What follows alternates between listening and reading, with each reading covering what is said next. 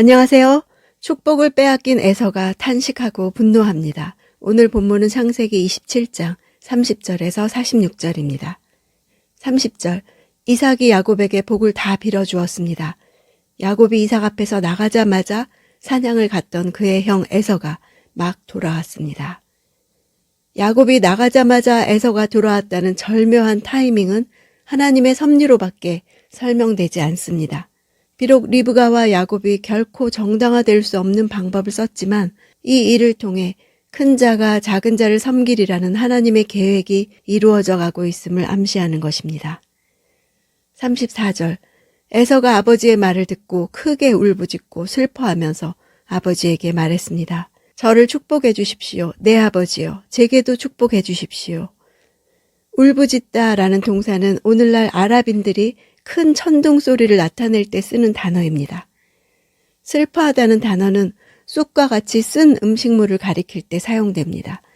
에서가 말할 수 없는 고통으로 마치 천둥이 울리듯이 크게 울부짖고 비통하게 외쳤음을 보여줍니다.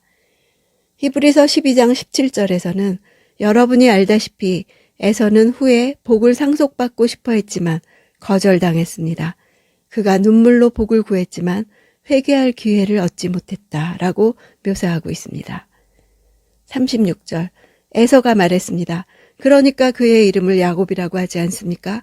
야곱이 이렇게 저를 2번이나 속였습니다. 전에는 제 장자권을 빼앗더니 이번에는 제 복을 빼앗았습니다. 에서가 물었습니다. 저를 위해 축복할 것을 하나도 남겨두지 않으셨습니까? 야곱은 히브리어로 야콥입니다. 발꿈치는 아켑입니다. 소리가 흡사해서 언어 유희를 이루고 있습니다. 남의 발꿈치를 잡는 것은 속이는 자, 교활한 자라는 의미입니다. 처음에는 단순히 형의 발꿈치를 잡고 태어났다고 해서 붙여진 야곱의 이름이 어느덧 그의 간교함과 사기성을 상징하는 이름이 되어버린 것입니다. 에서는 야곱이 자기 장자 명분을 탈취했다고 주장하지만 실제로는 자신이 팥죽 한 그릇에 스스로 장자권을 판 것이었습니다. 39절, 아버지 이삭이 그에게 대답해 말했습니다. 보아라, 내가 거하는 곳은 땅이 풍요롭지 못하고 저 하늘의 이슬도 내리지 않는 곳이다. 이런 이삭의 예언은 1차적으로 에서가 땅의 소산물을 충분히 얻을 수 없는 메마르고 척박한 땅을 터전으로 살아가게 됨으로써 이루어졌습니다.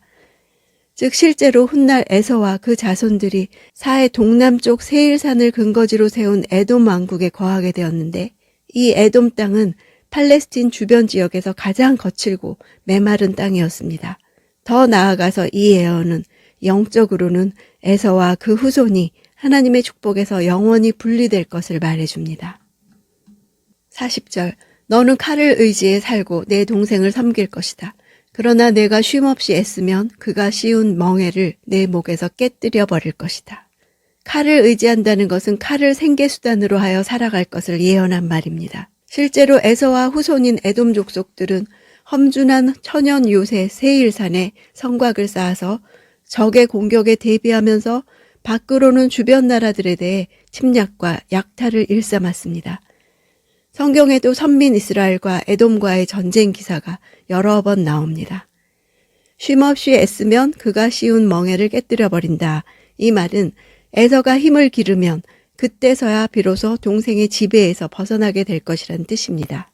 실제로 에서 자손들이 세운 에돔 왕국은 다윗에 의해 이스라엘 속국이 되었고 이후 솔로몬 말기와 유다 왕 여호람 때 저항운동을 일으켜서 아하스 왕 때 일시적 독립을 이룬 적이 있습니다.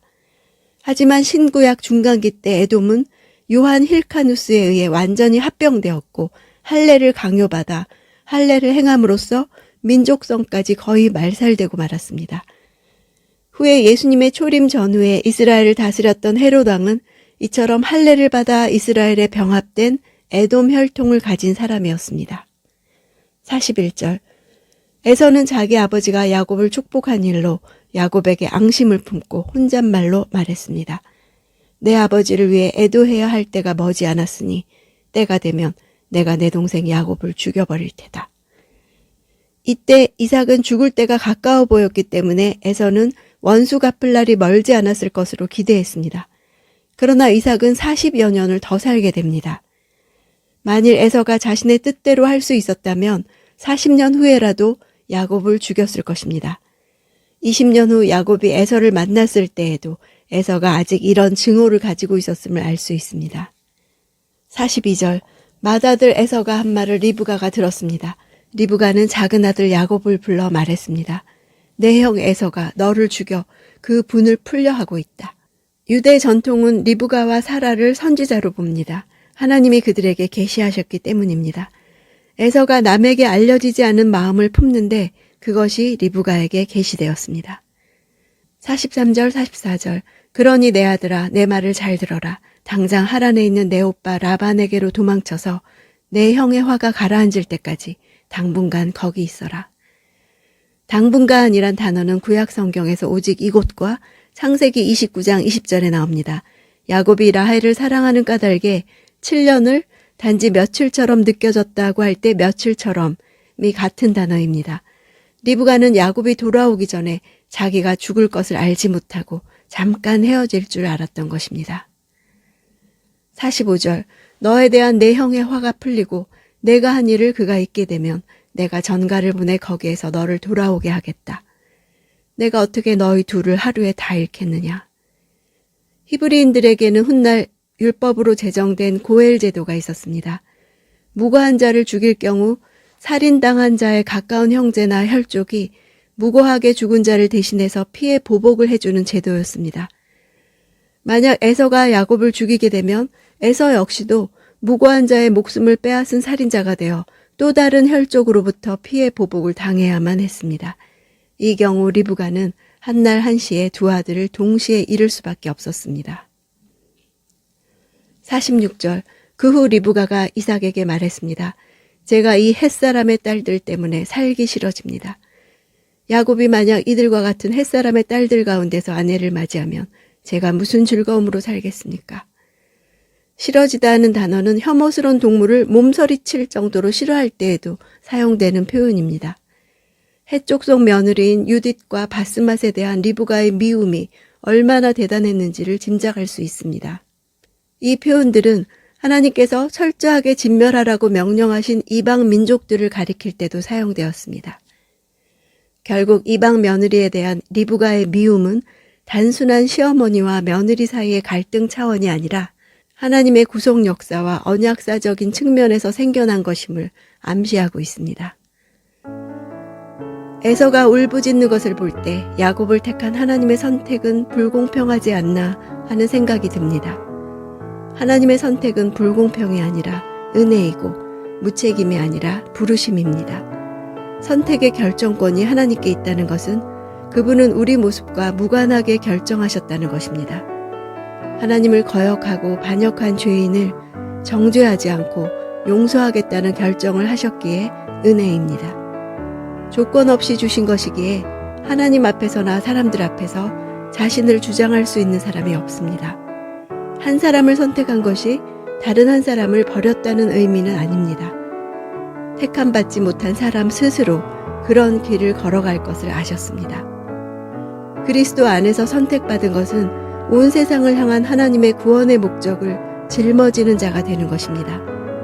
만인을 위한 하나님 나라의 일꾼이 되는 것을 의미합니다. 나를 부르신 목적은 열매 맺는 삶을 살게 하려고 택하셨습니다. 은혜가 아닐 수 없습니다. 선택은 끝이 아니라 시작입니다. 자기 힘이 아니라 은혜로 살지 않으면 안 됩니다. 우리도 야곱처럼 선택받았습니다. 오랜 연단과 훈련이 뒤따르는 길입니다. 선택을 감사하고 부르심을 따라 살 것인가? 이제 우리의 선택이 있어야 합니다.